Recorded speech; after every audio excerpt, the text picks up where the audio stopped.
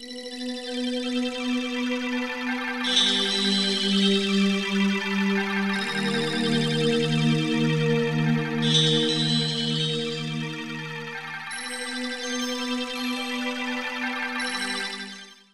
and welcome to the Zelda Informer News Roundup. I am your host for this week, Alfred Tabax. Thank you for joining me. So the first thing we want to talk about this week is that our former editor-in-chief, Nathaniel Rumple has written a goodbye letter to the fans. He's been with us for 9 years, and he has a new project ahead of him. You can read the entire letter in a link that I'll provide down below. Looking forward, he'll be working on Nintendo Prime, his own website dedicated to all things Nintendo. If you want to check that out, I'll also provide a link for it down below. You can go support his site, support him. He has a weekly podcast and other such videos where they cover news and they have editorials. So go check it out and support him. Great guy, we're gonna miss him a lot. Also announced this week, Zelda Informer is gonna be starting a book club. And you're thinking probably, how are we gonna do that? Well, what we're gonna do is we're gonna go through different Zelda manga and we're gonna read them and talk about them. This will be headed up by Massey's. So the first book we're gonna be reading is the Ocarina of Time manga. We'll cover everything through the first chapter and we'll give the analysis of the manga, highlighting the differences between the book and the game. I'll talk about likes and dislikes and anything they can think of. In subsequent episodes, he said, there will also be viewer questions and feedback, as we want this to be an interactive experience. If you want to read along with this, if you have the manga, that's great. If you don't, well,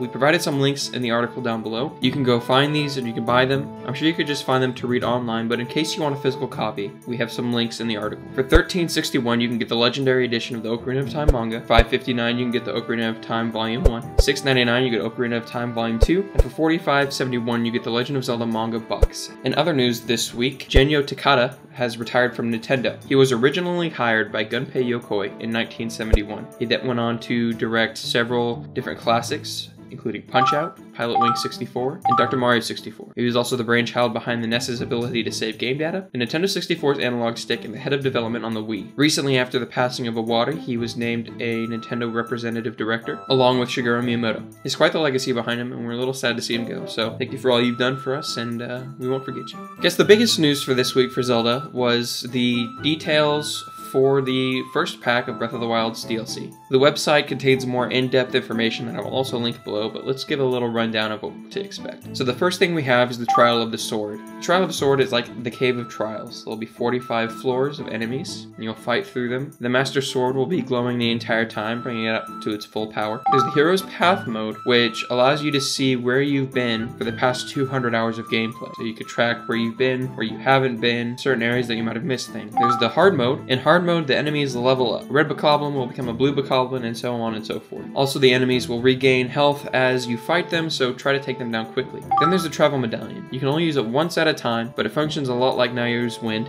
in Ocarina of Time. You place it down somewhere in the map, and then you can go wherever you want and then teleport back there. Then we have some more armor along the way. We have the Majora's Mask, Midna's Helmet. We have the entire Phantom costume, which includes the greaves, the chest plate, and the helmet. We also have, for some reason, the entire Tingle costume. Yay! You can tell a lot of people are going to be using this, but you get the tights, the entire outfit, and the weird hat thing. So go crazy with that. There's no word yet on whether or not you can upgrade these. There's a possibility for it, but, you know, we never know. Then, finally, there's the Korok Mask. It's a handy little way to figure out where those pesky Korok seeds are. It'll shake and jingle whenever you get near one, and so that'll make finding them a lot easier. Finally, let's talk about something that I'm very excited about. This week, Darksiders 3 was announced. I know that this isn't exactly Nintendo or Zelda Informer news, but I'm very excited about this. This game takes heavy cues from the Legend of Zelda series. If you're as interested in it as I am, I'd highly recommend checking out the trailer and the gameplay of it. I will link in the description down below. And this is significant because a while back, THQ, the creators of the Darksiders series, went out of business. And so after Darksiders 2, the series was left in limbo, although the rights for the games were picked up by another company, now rebranded as